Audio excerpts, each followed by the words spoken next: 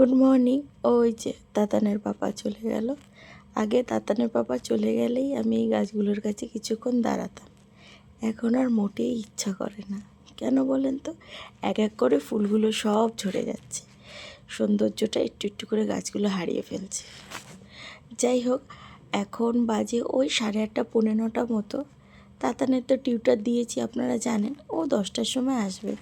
তো তার আগে তাতান আমার সাথে এসে বসেছে, একটু রোদ্দুর পোয়াচ্ছে।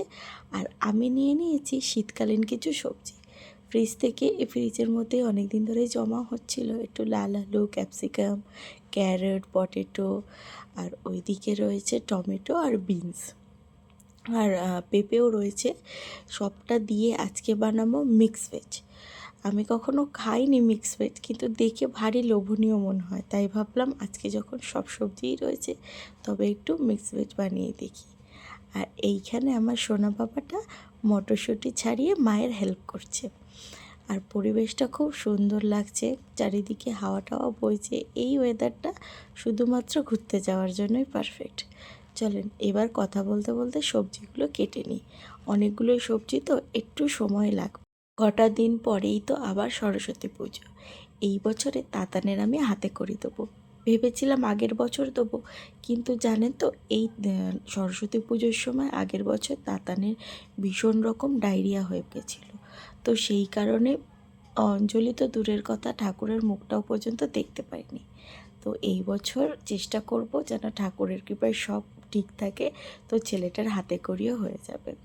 সবজি কাটার ফাঁকে এই শসাটা নিয়ে এসেছিলাম তাতানকে কেটে দেবো বলে। বিশ্বাস করেন, এত জঘন্য তিতো শসা আমি কখনো খাইনি।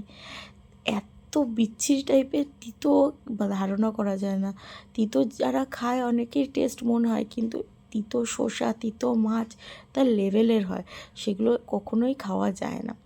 যাই হোক, আমি বৃথায় এটাকে কাটাকাটি করছি খাওয়ার জন্য, আলটিমেটলি কিন্তু খাওয়া হয়নি।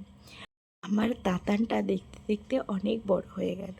এখন না ভারী মিষ্টি মিষ্টি পাকা পাকা কথা বলে, একদিন আপনাদেরকে শোনাবো। এখন যদি ওর মুড নেই, ঠিকঠাক কথা বলবে না, কিন্তু মাঝে মাঝে খুব সুন্দর কথা বলে, আপনাদের রেকর্ড করে শোনাবো। এবার চলে তাড়াহুড়ো করে কাজগুলো কমপ্লিট করি। তাতানের টিচার এসছে, ও পড়তে বসেছে। আর তাতানের টিচার না খুব সুন্দর আঁকে, জানেন তো। তা ওর কাছে রিকোয়েস্ট করেছিলাম, তাতানের তো হাতে করি, তাই এই স্লেটটা কিনেছি, ওটাতে যেন একটু পেন্টিং করে দাও। মেয়েটিও ভারী মিষ্টি, এক কথায় রাজি হয়ে গেছে। চলো এটা ওকে দিয়েই আসি। আর এই যে আমার রান্না প্রায় কমপ্লিট হয়ে গেছে, একটু ঘি দিয়ে এবার এটাকে নামিয়ে দেবো। তার আরেকটা জিনিস দেখানোর আছে। বাড়িতে যদি তাতানের মতো ছোট বাচ্চা থাকে আর ভাবছেন যে আলাদা আলাদা করে কি বই কেনা যায়, তাহলে চিন্তার কোনো বিষয় নেই। এই বইটা আপনারা কিনে নিতে পারেন। এই বইটা কিনলে এমন কোনো জিনিস নেই যে এই বইটার মধ্যে নেই। ভীষণ ভালো একটা কার্যকরী উপায় এই বইটা, জানেন তো। সমস্ত কিছুটা টেবিল থেকে শুরু করে জেনারেল নলেজের আর যা যা থাকা একটা বাচ্চার পক্ষে দরকার, মানে স্কুলে ভর্তি হওয়ার জন্য, সমস্তটা এই বইটার মধ্যে আছে।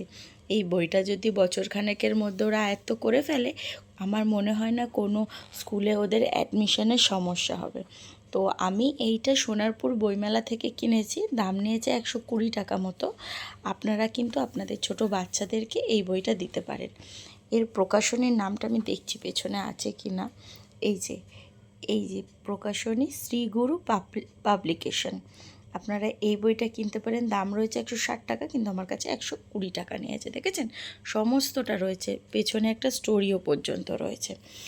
যাই হোক, তো যদি কারোর কাজে লাগে তাহলে এই বইটা নিতে ব্যবহার করতে পারেন।